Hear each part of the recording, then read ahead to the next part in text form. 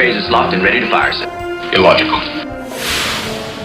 Hello and welcome back to Federation Radio. It's me, your host Floyd, once again. So today, we're going over a very, very famous episode that, rewatching it made me realize it's actually a much better episode than even I had remembered. It's not the best TV I've ever seen, but it's a really, really good episode. I'm genuinely getting surprised a lot by original Star Trek, even though I've seen it all before, at just how much better it is than what I was remembering when you really look at the story and what they're doing and what's happening. Like, this episode is called Arena. It's episode 19 of season 1.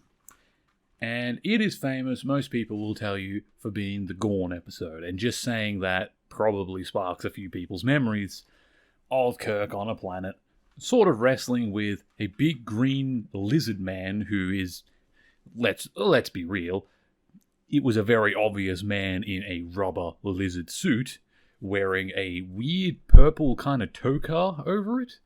And the lizard also has eyes that almost look like, you know, a bee or an insect's eyes, where it's got all the like little dints in it. It looks like they'd be seeing 1,000 things instead of a round eyeball. Except that eye is like glowing, almost like a gemstone. It's like glowing all these different colors. Which, you know, it's weird.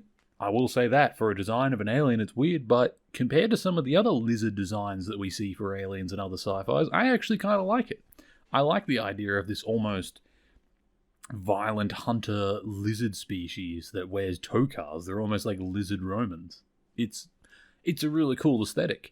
It's a real shame that Star Trek doesn't use them more often. They get mentioned a fair bit. And I think fairly recently, I could be wrong, like we'll go over it eventually, but fairly recently in one of the, I want to say Star Trek Discovery episodes, but it could be a different show, but anyway, fairly recently in one of the more modern Star Trek things, they actually brought in Gorn. There was a Gorn that infiltrates one of the ships. I think it's Enterprise, but again, I could be wrong. I don't know. We're not talking about that episode, but like, it's interesting that it took almost like 50 years for the Gorn to actually be shown on screen again. But yeah, anyway, so this episode, we'll go over quickly what happened. So they're on their way to Cestus 3, which is, they don't really describe much about it. They just say it's a colony. There's some kind of Commodore there who Kirk makes a comment about how he has his own chef and how, you know, there are some things that come with rank and having your own chef is one of them. And for whatever reason, this Commodore wanted the Enterprise to come by and visit, and then sent them a second message when they got much closer by, stating that he wanted them to bring all of their tactical specialists, so all of their operations and security forces basically, down to the planet with Kirk. Kirk doesn't know why, but he's like, whatever, it's a Commodore, which, again, I don't think they've used... No, they have used the word Admiral in the original series. I don't really know what a Commodore is supposed to be in comparison to an Admiral, but whatever. We get the idea. A Commodore is above Captain, so it is someone higher in the ranks. So Kirk doesn't question it much. Like, whatever. A Commodore is high enough rank that if he wants to contact the nearest ship, which is the Enterprise, and say, bring all your tactical officers down, he's allowed to do so, and it is Kirk's duty to follow that. So they do. Now, from the very beginning, Spock has a couple... He's sort of confused about it. He's like, why would he want tactical officers? And Kirk just sort of laughs it off. But then they land in... And I have to say, it was kind of funny. I could be wrong, but I'll bet if I looked it up, I'm right. When they land on the planet, they transport in, of course, because it's Star Trek. We very rarely do anything but transport. But they transport in to what, to me, looks like an arena.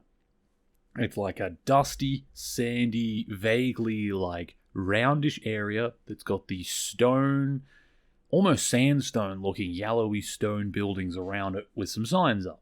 And the signs say certain things, you know, typical Star Trek things. Like one of them, I think, said life support. And, you know, we get the idea that there used to be a bit of a Starfleet base here. Probably not a colony, but a bit of a base. So they come down, and immediately Kirk pulls out his communicator, contacts the ship, says, "Red alert, Sulu. Cestus 3 has been destroyed." And then he just closes his communicator and puts it back in his pocket. Because they appear, and, well, like I was going to say, I could be wrong, but this set to me looks like it was used for some kind of historical film. If I had to guess, this was a set that they had sitting around somewhere in their studios, was probably used for filming an old gladiator or Roman, maybe even ancient Greek sort of movie back in the 60s. They had it on set, had it sitting around, and decided, let's save some money and let's just use that. We'll just slap some signage up to make it look like Star Trek. Which, I'm not complaining about it. I'm actually fine with it. I think it was cool. I really liked it. As a history nerd myself, seeing something that I could immediately associate with different parts of history, I was like, that's cool. I enjoy that sort of stuff. So they come down, they're under attack. And then it gets interesting. They get out the, tricorder, and they start scanning around. They find one life form who's still alive, and it's the Commodore. They run over to the Commodore and they learn that he's just barely alive. The doctor immediately starts trying to give him treatment and keeping him alive. He makes comment about how, he is alive, I'm starting to treat him, and he says he has internal damage, he has lots of problems. He'll live if I can get him proper care. And they contact the Enterprise, probably intending to immediately, beam back up and take the Commodore with them. And they get a message from Sulu saying, I can't. Ow. And here's another weird thing I have to bring up. He says, our defensive screens are up. I cannot teleport you right now, or cannot transport you. We are under attack. There is an unknown ship. Now, before we go over the ship and the whole introduction of the Gorn, I have to say, defensive screens? What the fuck's a defensive screen? I'm pretty sure they've said in episodes past, shields. Shields at max. Why are they calling them defensive screens all of a sudden? The original series is really bad at sticking to, certain wording for things. We got real-time space warp, level this and that, then we got warp speed, then we got defensive screens and shields. Come on, man. Make up your damn mind. Work out what this stuff is. We're up to episode 19. The first few episodes, I understand. It was a pilot, and then it was early days. They were trying to work out what they're doing, but this is episode 19. I don't know how long it takes to film these things, but if it's anything like the modern day, you've got days of filming, makeup artists coming in, set builders. You've got probably at least a week or two minimum for the writers to look at the sets and work out what they're doing and get their terminology together.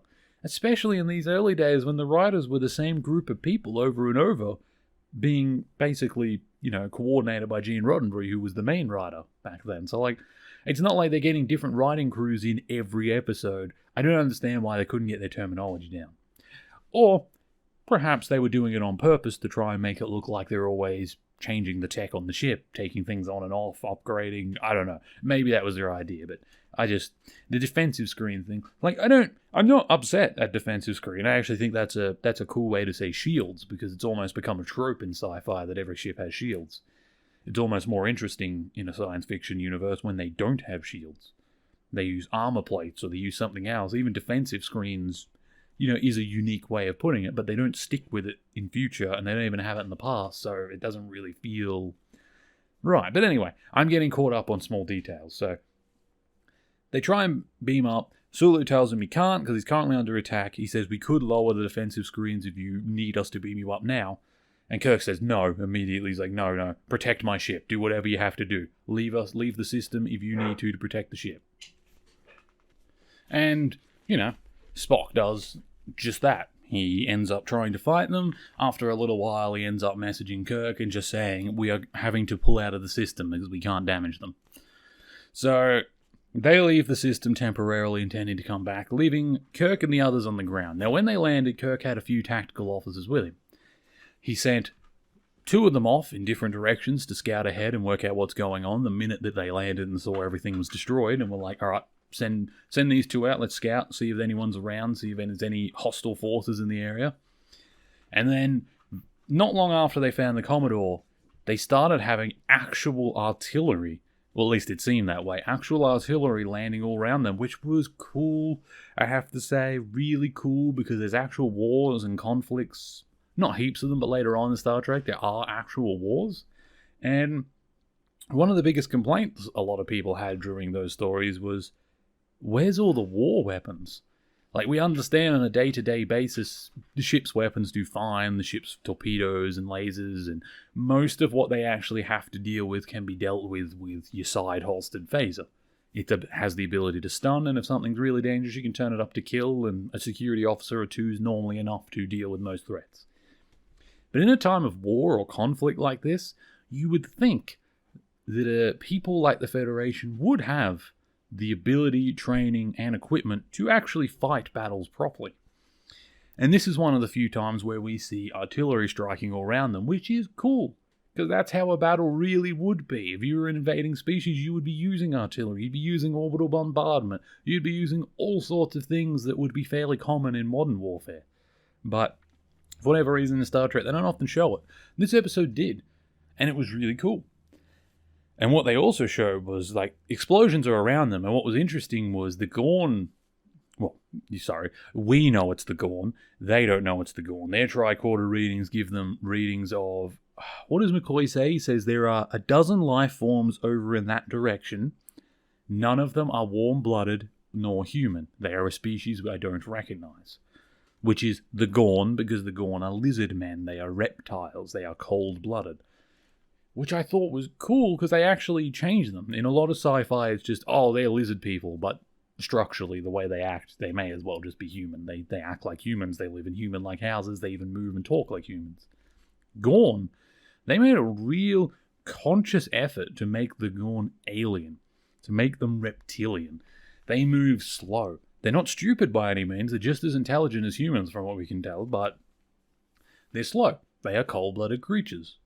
We don't get to see them at night, so I'm not sure if they're like most cold-blooded creatures and basically go into hibernation, but they were slower moving but smart, so they use weapons like artillery, which I think from a military point of view, if you're a species who moves slow but is strong, artillery makes a lot of sense, because it's why not soften your enemies from a distance? If you know your biggest weakness is the enemy running away and you being too slow to catch them, then you kind of want overwhelming firepower to make sure there's nothing left to run away by the time you get there.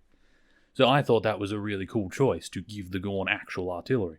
But anyway, also, the aesthetic of Starfleet people like Kirk diving around in what looked like the ruins of a Colosseum with artillery all around was kind of a cool image, I gotta say. But then Kirk pulls out, and this is what's interesting, he pulls out it looks like a little mortar, a little tube thing, a very primitive style artillery by the look of it. It's just like a little tube he pulls out of what looks like a suitcase. Now, I found that interesting because I was like, we don't get to see where he gets that from. Is that something that they always bring on their away missions? Because we've never seen that before. I've never seen them bring heavy weaponry down with them. Is that something he found nearby? I mean, that's possible. This is, there was a Commodore here. It was a base. It could have had some military defensive capabilities. Perhaps he found it in the ruins somewhere nearby. That's feasible, but I don't know. We don't see where it comes out of. He just suddenly has a suitcase that has an artillery piece in it. But again, it's cool. Spock makes his way from the Doctor, who basically is doing his best for the Commodore and says, "You stay here, I'm going to the Captain." One of the tactical guys gets killed and I don't think comes back. The other one is with Kirk for the start and then gets hit by a disruptor, I think it is. He sticks his head up and gets hit with a disruptor, which, if you don't know, because I don't think we've really talked about disruptors yet, they're a fairly common weapon in the Star Trek universe. They are what most of the non-Federation, more warfare-based species use. It's basically a phaser, but it's a bit different. Like a phaser set to max setting can basically make a human explode or just disintegrate them. But it will disintegrate them. It's pretty quick. I don't think it's painless, but it's fairly painless. It's designed to use it if you have to, but it's not to punish the enemy. It's to keep you alive. It's a very Federation weapon. It's designed to be humane, it's not designed to be cruel, and for the most part it's used on stun, so it may as well be a taser 90% of the time. Whereas the Romulans, as we'll see later, I believe the Klingons, I think even the Cardassians, basically most other species use disruptors, which is a much more violent version of it, where it's said to cause pain. There's no stun setting on disruptors, so they're designed to be fully lethal. They're basically proper guns. Instead of being a taser that has the capability to be a gun like a phaser, they're just a proper energy weapon. They will just outright kill you. They will cause you pain. They're basically mini torture devices that, if ramped up enough, will just outright murder you. But the way they describe them even later on is it gives you pain. It's designed to be slow. It cooks your organs on the inside. It does all sorts of horrible things. Disruptors honestly sound really horrific as a weapon. But we see one of the tactical officers next to Kirk gets hit with one. There's sort of a glowing energy aura around him, which is what we see quite a lot. They scream because, like I said, it's a bit slow. It doesn't just blow them up immediately or disintegrate them. It's kind of over a second or two you feel the pain as you die. And they usually scream out. Again, because they're mostly used by the martial, like more military factions, they probably want that. It's a morale thing. Someone gets hit with a phaser, it's shocking. Like, oh god, your comrades just hit the floor. But when the person next to you, who you're probably friends with, starts screaming in a scream that you've never heard before because they're in so much pain and then they're suddenly gone, that's morale breaking. That's in some situations, your whole group is going to get freaked out. They're going to get scared. They're going to dive for the ground. It's a real morale breaking weapon. But anyway, Kirk pulls out this thing, and he pulls out let's be real. What he pulls out of the case is a mortar, but it looks more like a PVC pipe that's probably been painted black. They gave it little legs. And then he gets out what looks like little blue bouncy balls that you'd find in any ball pit. It looks like, they're sitting nicely. It looks like a little egg carton, the way they've got them sitting in there. And he puts it in. And it fires at a mountain not far from them where they suspect that the Gorn are, or the enemies are, because they don't know it's Gorn yet. And it goes, and here's where we see once again why the Federation continues to be successful over and over throughout Star Trek, because their technology is just next level. The Gorn have been hitting them with artillery, and honestly, the artillery, not doing that much damage. It's blowing holes all around them, and it would kill you. But honestly, it looks like, I would say, 1980s or before artillery. Like, we have artillery now that blows bigger craters than what we were seeing around Kirk. And what Kirk fires at that mountain, they don't actually show it, but like they shield their eyes and there's a big white flash as it hits. And from what I can tell, it basically seems like it's a nuke. It's not a nuke because it's not radiation, but it seems like it's like nuclear levels of destruction. I think he destroyed that mountain that they were firing the artillery from. With one shot, by the way. He didn't fire multiple mortars. It wasn't him testing his fire with Spock helping him. He fired one shot, and the whole mountain was blown away in such a horrific explosion that they had to look away. Which is, the Federation is not a martial warfare-based faction, which is, they're peaceful scientific. But when it comes down to it, they can damn well fight, and they have the tech to fight, which is why most of these factions are usually probing actions on the border rather than full-on invasions, because fighting the Federation is not easy. They are not pushovers. They do have weapons. A war with them is damn bloody, and they will kill a lot of you if you try. But anyway, he blows up the mountain. The Gorn back off. They get a message from Sulu saying that their ship has come back. It seems to have transported up all of the Gorn, all of the aliens from the surface, and they're leaving. And he wants to beam up Kirk and the others, which he does. Now, Kirk goes on to pursue, because from the Commodore they learnt, because he asked the Commodore, did you send the messages? And he says, no. We were attacked a full day before those messages were sent to you. He's like, that must have been them. Which makes them determine that, Kirk says in this sector of space, there isn't many ships. It seems like this is a sector that they've only just started expanding into and exploring. So, he says the Enterprise is literally the only defense in the region. There are no other ships, which suggests to me that, they haven't been here long. There's no star bases, there's no other ships patrolling. This is a new area. And the Enterprise is probably here doing scientific exploration the way it does, expanding their knowledge so that they can maybe set up outposts and stuff. But at this point, they don't have much. So the Gorn have apparently, because we learn later that the Gorn see this as their territory. This is their marked space. They see us as invaders. We've come into their space, and we have set up what they deem to be a military base, and they feel like they're being threatened. So they, as a martial society, responded. They attacked and they blew away our outpost. They worked out, probably through the knowledge they learnt from the outpost and reading all our communications, that the Enterprise is the only defense for the region. And so they decided to just blow this place away, send messages pretending to be from the Commodore to lure the Enterprise into an ambush so they could destroy it, knowing full well that that would make this sector of space completely vulnerable for their invasion. Well, from their point of view, to repulse our invasion, but we don't know that. We don't know their borders. We aren't aware that we've invaded, and we think we're under attack. So that's the whole crux of this episode, is that it is miscommunication, really. Both sides believe they are being invaded and are acting extremely aggressively to try and defend themselves. But the Federation doesn't realize that we're sort of the ones in the wrong. We invaded them. Now, Kirk gets angry. He's going after the ship. Spock does try to actually bring this point up. He does try to say to Kirk on the bridge, like, are we certain that this is an invasion? Surely pursuing them and chasing them out of our space is enough. Do we really need to kill them? Because the Commodore mentioned that there were women and children in the colony, well, on the base, and that he tried to communicate that to the Gorn that were attacking, and that they didn't listen. He said whoever they were, they never responded. We begged them not to attack us. We had women and children. And he keeps saying, I begged them.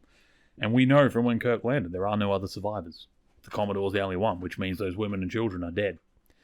It's a massacre. They have massacred everyone that was on that planet, which is pretty horrific. And I don't blame Kirk in the slightest for his feelings of, we need to get revenge for this. We need to show them this is not acceptable and go after them. Show them what happens when they mess with the Federation. And you know what? In Kirk's position, I would have done the same thing. I'd go after them, I'd blow up their ship, and I would tell Spock that we don't have time for your argument. Because Spock keeps trying to bring up, like, they're a sentient species, perhaps we should try and communicate with them, perhaps this was all a mistake. We're supposed to respect all life. And, you know, again, legitimate argument, he is in the right, and it turns out overall, Spock actually is the only one that is in the right here. However, no one else knows that. From their point of view, they're going wrong. They're going to kill him. Kirk says, your objection is noted. We're going after them. We're going to destroy them. And so that's what they try and do. But during the pursuit, the Gorn ship suddenly stops. Now, the Enterprise starts to catch up. They realize that the ship stopped and doesn't seem to be showing any signs of energy. And they're like, what could have happened? They don't detect anything around the ship that could have caused it to happen. And Kirk just sort of looks around and says, good. Let's go after them and fire phasers, basically intending to murder that ship. As, again, revenge for the women and children in the massacre. Now, they get near the ship, and all their power cuts out. Well, not all their power, but their engines, their weapons, everything important cuts out. And they're like, what the hell? And Spock sort of looks around and goes, I suspect the same thing that happened to them. And then, Uhura lets out a real weird scream, which I don't know if that's just them trying to play up she's a woman and she's scared, so they make her squeal. I don't know if that's meant to be some kind of what Roddenberry thought they were like. I mean, I know a lot of women scream when weird things happen, but I feel like a military woman like Uhura probably would have been a little more hardened than that, but whatever. It was a director choice, and it was a choice. She screams, and Kirk disappears. Now, Kirk lands on the planet. Well, lands. He basically gets teleported to the planet. It's not the same. We don't hear the sound effects. It's not our transporter, and it's not the Gorn one. He lands on the planet, and we see the Gorn, like I was describing earlier, the dude in a plastic lizard suit. And Kirk tries to fight it, and he determines very quickly that the Gorn is slow. Like, it's literally slow. It moves slower than him, but it's got big claws. It's got big hands. It stands a good foot and a bit above Kirk, so it's tall. And he tries to hit it. He dodges its attacks, and Kirk does the old double fist to the back of the neck and to the shoulder, and he tries to shove it over. No matter what he does, it just doesn't seem to affect him. This Gorn is just so hard skinned, which makes sense. He's a lizard. Any lizard at that level, like, I don't know if you've ever seen crocodiles and stuff, but, like, good luck piercing them with a knife. Those things have hard skin. So it makes perfect sense that an intelligent reptile like that probably has that hard hide in the same way that those animals do. Which inherently brings up a problem when you're in hand-to-hand combat as a squishy human who is, as humans will be described in a later episode, bags of mostly water. It doesn't take much to pierce a bag of mostly water, whereas a lizard's hide, good luck. Because Kirk realizes when he gets transported down by this force that we later learn is called the Metrons, because they do contact the Enterprise. And they say that, you know, your captain is currently... Because at first it's a mystery, we don't know what's happened. Kirk disappears. Kirk's on this planet, he has no phaser. It seems like the Gorn has no weapon either. Both of them rush for the trees, trying to get, like, big branches. Becomes apparent pretty quickly, not just from the fist fight, but from the size of the branch that the Gorn's able to one-handedly break off a tree and start swinging at Kirk, compared to what Kirk puts his whole body weight behind to get. It's a pretty big difference. The Gorn has a small tree in his hand that he's swinging at Kirk, and Kirk has a stick that he very quickly throws to the side, like, what am I even trying? Kirk starts running. He realizes this creature is strong, it's smart, but it's slow. So he takes advantage of that, and he starts running. tries to get a bit of distance, tries to find some kind of weapon because he's looking for a way to survive. And good on him. He's a proper soldier. He's taking full advantage of the surroundings. He's doing all he can to survive and taking in all the facts. He's determined he can't win right now. Sometimes, although some people see it as cowardly, sometimes an organized retreat to organize your strength and work out a plan is better than just dumbly charging an enemy you can't beat. So he starts running, and the Gorn starts coming after him, and it becomes a whole chase thing. That's when we get the Metrons contact the Enterprise, and we don't see it, but I presume it also contacts the Gorn ship and has much the same kind of interaction. And it tells them, your captain is on this planet. He and the Gorn are going to be fighting, and we will see what the outcome is. Which is, from the Enterprise and a human point of view, a little bit like, oh my god, they just kidnapped my captain and they're making him fight to the death with the captain of the Gorn ship. Although, I don't think they ever outright state that it's the captain of the Gorn ship. Neither does the Gorn ever state that he is any kind of high rank. But I think it's safe to presume the Metrons, if they have the ability to steal Kirk from within the shields of his ship and shut off the power of both ships, probably have the power to do the same to the Gorn and probably took their captain too. But, the Metrons contact the ship. They don't actually reveal themselves at first. It's just on the view screen we get kind of this filter of what I would call an old screensaver of different colors just sort of bumbling around all over the screen as we hear a voice. Which, whatever. They obviously don't want to reveal themselves. They're very obviously far more powerful technologically and possibly biologically than we are. So what choice do we have? The Enterprise crew tries to communicate with it. Spock tries to hail them a couple more times to be asking for their mercy, asking for what's going on, what can we do, we would like to talk, can we have a conference, and the Metrons basically make no more contact for a while. Now on the planet, a lot goes on. The Gorn sets up a trap, Kirk sets up a trap. They both actually go off. Kirk gets a big rock, rolls down and hits Kirk. It doesn't crush him or anything, but his foot gets stuck under it temporarily, which almost gets him killed as the Gorn comes up to him with a knife, or a knife that he has made out of a sharp rock by sharpening it on another rock. But he manages to escape that, and he starts running. Kirk manages to drop a boulder from the top of a hill on top of the Gorn while it was sharpening that rock. He thinks he's killed it. He comes up close and he sees the Gorn's fingers start moving. The Gorn wakes up, and this rock, mind you, I said boulder for a reason. This is a rock that if it had fallen on top of a human would crush your spine and all your organs without question. There's no way you're surviving if something like that hits you. It hits the Gorn. Apparently the Gorn aren't indestructible because it does knock the Gorn over. He does seem to go unconscious for a little bit, but by the time Kirk climbs down there, like I said, he's moving his fingers, he's waking up. He pushes the rock off him. So obviously his hide and his spine are far stronger than the humans are. So Kirk runs. Like I said, sets off the trap, nearly gets killed, but then he continues to run.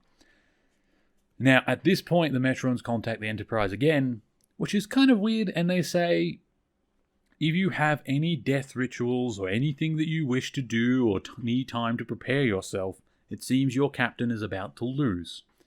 So we are giving you this warning, and we shall let you prepare for it by viewing what is happening. So they show on the view screen what's happening. Now, mind you, the Enterprise is not orbiting a planet. They don't know where the planet is. They do try initially to work out where Kirk is and where this planet is, but they look out in space and they're like, it could be anything around us. We don't have time to scan every sector of this space. We don't know how powerful they are or how far they've taken him. It could take who knows how long to find him. Because the Doctor keeps saying to Spock, what about Kirk? We need to do something. And he just says, quite simply, Doctor, if I could do something, I would. Give me something I can do and I will. But for now, I don't know what I can do. We don't know where he is and we are powerless. All I can do is wait. Which, makes sense. What else can you do? The power's down.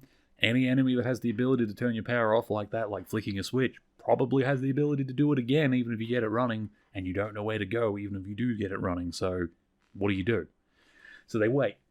But they do get to see, and I will say, this was a weird experience, watching Spock and McCoy and all that, watching a view screen of Kirk fighting the Gorn, almost felt like you were having a modern day watch party, or you were watching a reaction channel. but it was in the show, so we're watching the characters watch a character in an episode of Star Trek, which was a weird, almost Inception level of viewing that I kind of enjoyed. I sort of liked it. Almost made me hope that in future we might actually get something like that, where they hire one of the new actors to actually watch some of the old Star Trek episodes, but do it through the guise of like a training session or something so that we can watch it. I think that'd be really cool. But anyway, they watch that. Kirk eventually works out that on the planet there are certain things he can use. Like he finds sulfur. He finds a couple other things that he can use to create a very, makeshift and primitive, but still effective, early cannon. He uses what looks like bamboo, he uses some of those sharp rocks, and he uses a lot of that sulfur stuff to basically make a very makeshift cannon and fire this rock, or a couple of rocks, at the Gorn. Because, by now it's very apparent that he doesn't have the strength to beat this Gorn. If a boulder from a mountain isn't able to do it, then I need to hit it harder, which means you need some kind of gun. You need some kind of propelled force that is going to get through his layer of hide. Now, Kirk does that. He manages to use his brain, run away from the creature, get a good distance, set up this weapon, and then drop it. And it works. He fires, and these rocks go through the Gorn. The Gorn's on the ground, like bleeding out. Mind you, at this point, the Gorn has actually contacted Kirk, because this whole time Kirk's been keeping a log. Basically, at the start, he says, if anyone finds this, please get this to Starfleet. And then he starts telling what's happening. I'm under attack by a Gorn, blah, blah, blah, blah. Giving a description. Which, by the way, is smart. It seems stupid when you're watching the episode. Like, shouldn't you be focused on survival? But, what if Spock gets sent down next? For all he knows, this is some sick game from an alien species, and it's going to be one by one killing his crew. Maybe if Spock comes down next, and he finds Kirk's recording and is able to keep a distance between him and the Gorn while he listens to it, he can skip all those steps that Kirk took and move forward from there. Kirk is, retroactively planning ahead in case he dies, so the next crew member can survive. Or worst case scenario, if his whole crew dies, Starfleet may eventually get out here wondering what's happening and find this recording, and then at least know what's happening and know enough to get out of there. So it seems stupid when you're watching it at first that he's doing like a log, like really, you're in a survival situation, you're doing a log now, but when you stop and think about it, yeah, it makes perfect sense. It's a very responsible thing to do, which is why he is the captain. He does these things. He doesn't have to think or be told about them. He just does them. He's that professional. Now he drops it, and then he gets a rock, a sharp rock, and he goes over the Gorn, and he goes to hold it up to kill him. But then he stops. He sort of looks at the Gorn, and he realizes like he's got almost a bit of a respect for it, because throughout this time on the planet, it seems the Gorn obviously didn't bring him to the planet. The Gorn didn't plan this. Yes, he did massacre the people back on Cestus 3, but Kirk sort of looks at him and he realizes in that last moment that we're not that different. And he even says, for all I know, you attacked us believing you were defending yourself. I have no right to take your life. And then he puts the rock down. And at that point, the Gorn, it's kind of like a flash. The Gorn disappears, presumably goes back to his ship to be healed. And a very odd-looking alien arrives. An odd-looking alien who, to me, looks like a 16-year-old wearing a toga. He's got the blonde hair, he's wearing the white toga, he's even got these old-school sandals on. And he's just sort of looking at him. But he's got this weird glow. This almost like you would see in a lot of older movies talking about, like, Olympian gods. That's the image I get. I get this real, like, Olympian god, like, maybe a Hermes type look to him. Got this almost beyond mortal look to him, which is cool. And he says, I don't think he gives a name, but he says, I am a Metron. He says, does my appearance surprise you? I might seem young, but I am 1,500 of your Earth years old. Which, by the way, 1,500 years? Can you imagine living 1,500 years? 1,500 years ago, what are we now? 2022, it was the year 500. I'm pretty knowledgeable with history, and Jesus Christ, the year 500 AD, Earth looked so different. Most people living in today, if they looked at a map of what was mapped out and what we know about that period, would recognize next to nothing. Like, almost everything you recognize about the modern world is gone back then. Technologically, politically, everything. Everything looked different. It was a different world. Imagine living that long. Like, just the things you would see and experience is incredible. And like I said, he looked young. Maybe he's not a biological, maybe they're not supposed to be aging the same way we are, but if he is, like, it seemed like he had a very long lifespan still ahead of him, and 1,500 years could be just the start. Any species that lives that long is inherently going to be very advanced just based on knowledge. Think about how smart most professionals are. Like, my dad's a tradie. He's a painter. You know, in his youth, he was an okay painter. By his 30s, he was a pretty good painter. Now in his 50s, he's an excellent painter. He can paint a house in an afternoon, and it looks like a professional job. He does it brilliantly. Imagine another 100 years in that trade would do. Imagine 1,000 years in that trade.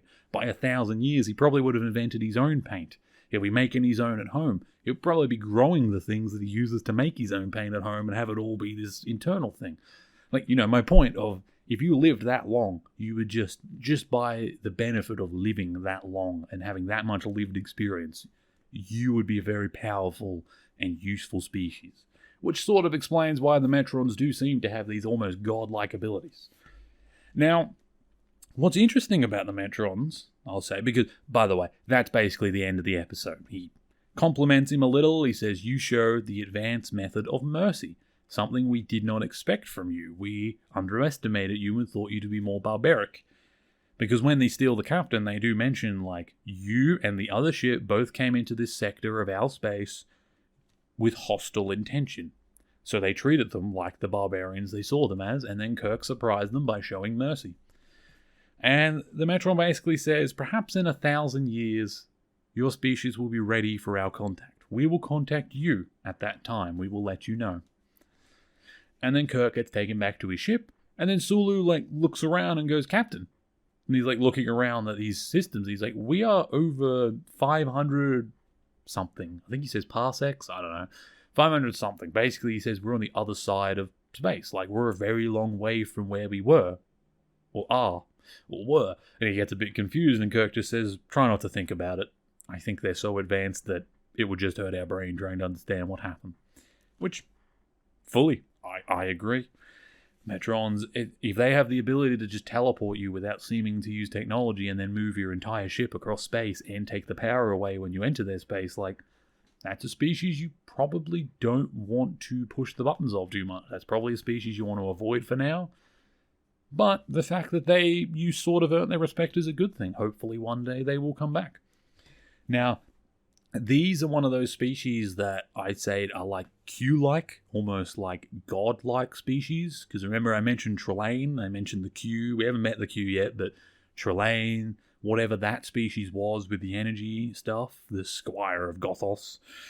There's the Q, and there's these guys. They're always the three I think of when there's these like god-like species in this universe. And they're, I don't know, the Metrons are very mysterious because other than this episode, we get very, very little information about Metrons anywhere else in Trek.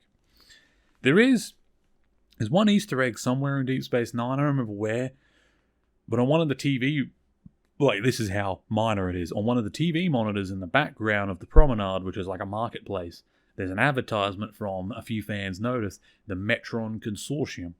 Now, we don't really know what the Metron Consortium is. I don't know if it's just they decided to use the name as a quick reference that some fans might go, "Hey, Metrons," or whether the Metron Consortium is supposed to be in universe these people, or just someone else that uses that name. I don't really know.